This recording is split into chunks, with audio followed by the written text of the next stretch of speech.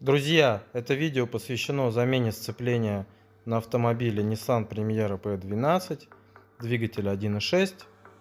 Подписывайся на канал, прожимай свои мега лайки, комментарии тоже в тему. Буду вам очень благодарен.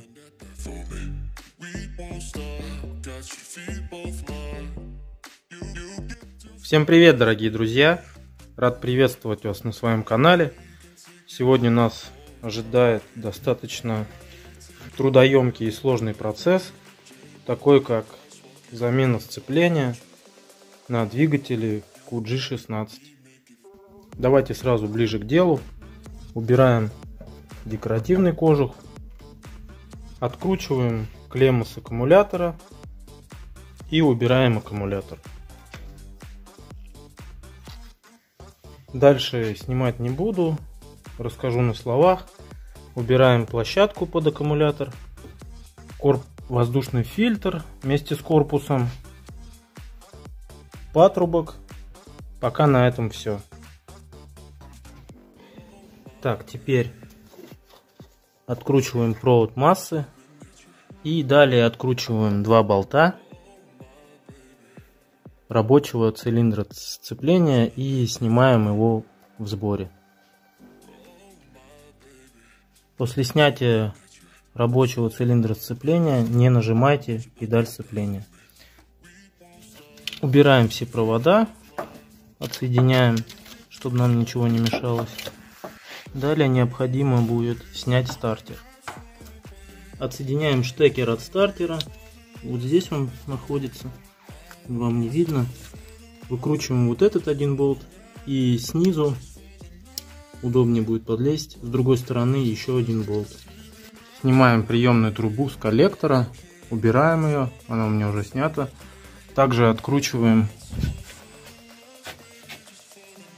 тягу переключения КПП и опору переключения КПП. Тоже они у меня уже сняты. Вот он стоит, наш стартер. Вот этот разъем мы отсоединили. Теперь откручиваем вот эту клемму и вот этот болт.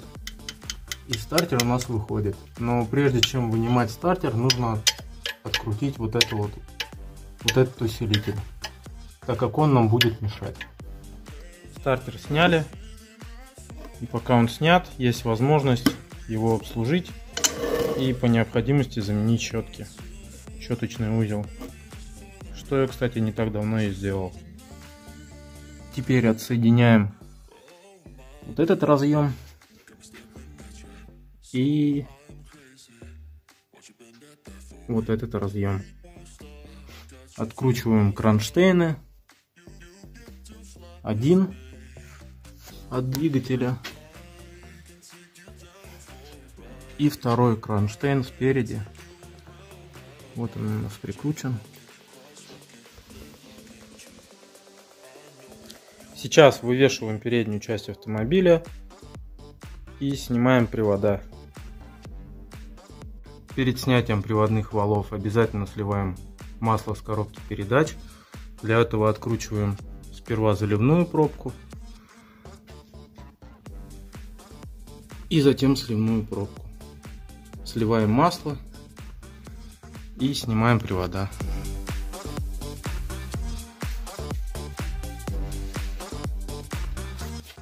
Стаканы внутренних шрусов я не скинул, оставил их на месте. Я думаю, коробка и так выйдет.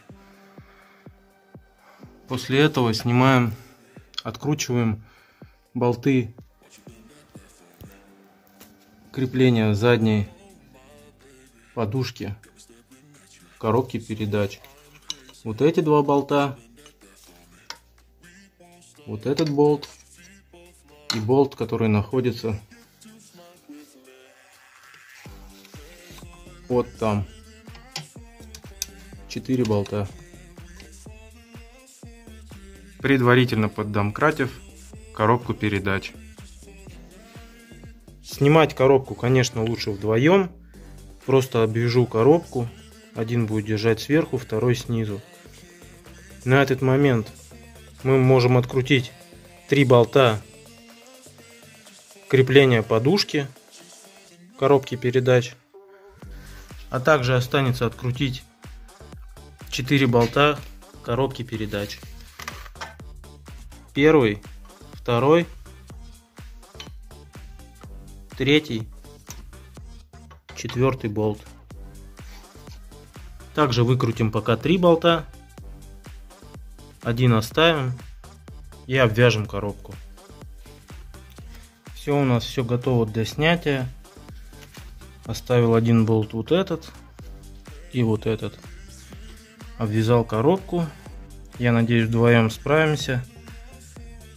Сам процесс снятия записывать не буду, так как недостаточно рук у нас. Если возникнут какие-то нюансы, позже опишу, что и как делал. Коробку скинули, поддалась достаточно легко. Вот наше сцепление, корзина. Чтобы открутить вот эти болты корзины от маховика, необходимо предотвратить маховик от проворачивания. В мануале написано, нужно ставить отвертку в зубья маховика и таким образом откручивать корзину. Я же поступил немного по-другому. Накинул вороток с головкой на шкив коленвала. И таким образом, я думаю, у нас получится открутить корзину сцепления. Итак, вот наше сцепление, ведомый диск и корзина сцепления. По корзине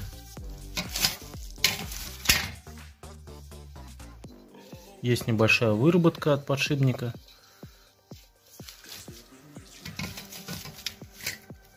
Здесь бортик даже не чувствуется, совсем небольшой.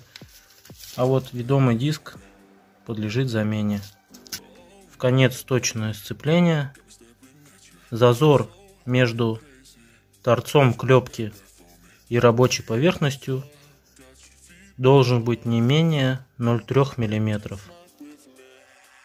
Вот комплект нового сцепления фирмы Люк. Это Великобритания.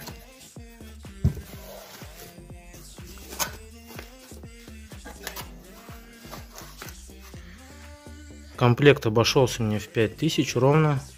Это в принципе очень дешево. Выжимной также идет в комплекте. Единственное, нет направляющей для установки ведомого диска. Теперь давайте все устанавливать. В первую очередь поменяем выжимной подшипник. Выжимной подшипник меняется очень просто. Вынимаем.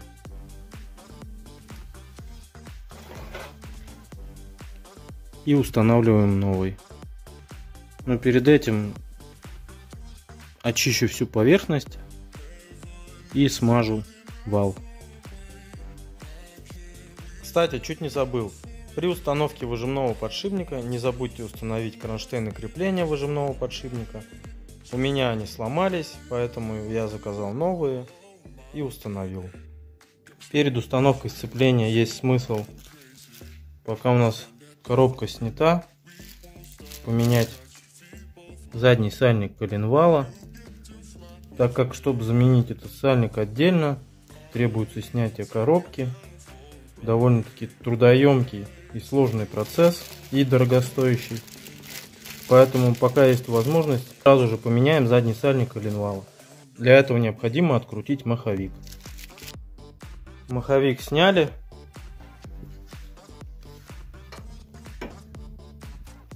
Теперь с помощью обычной отвертки выколупываем старый сальник и будем устанавливать новый. В качестве оправки для нового сальника будем использовать старый сальник. Новый сальник перед установкой предварительно смажем свежим чистым маслом. Новый сальник установлен. Теперь устанавливаем и прикручиваем маховик. Кстати, чуть не забыл. Для закручивания болтов маховика нужно использовать фиксатор резьбы. Для установки диска сцепления, для его центровки на маховике, диск устанавливается вот этой частью наружу, вот этой частью к маховику. Используется специальная переходная втулка. Ее можно сделать самому из подручных средств, либо купить в магазине. Говорят, что какие-то подходят от Лады, но у меня же есть другой вариант. Так как Карабас у меня сейчас в разборе с ремонтом 5-й передачи, мы используем этот момент и возьмем первичный вал для центровки ведомого диска на маховике. Вот таким образом у нас все это будет выглядеть. И теперь закручиваем болты корзины сцепления. Предварительно также на них нанесу фиксатор резьбы. Ну вот и все, сцепление у нас установлено. Дальнейшие действия, я думаю, вам известны. Все собираем в обратной последовательности, устанавливаем и проверяем. Обязательно соблюдайте момент затяжки болтов. Ну а я пока буду разбираться с коробкой передач, с лечением 5-й скорости, но об этом в следующем выпуске. Поэтому подписывайтесь на канал, ставьте лайки, пишите комментарии. Буду вам очень признателен. Всем большое спасибо за внимание. Всем удачи!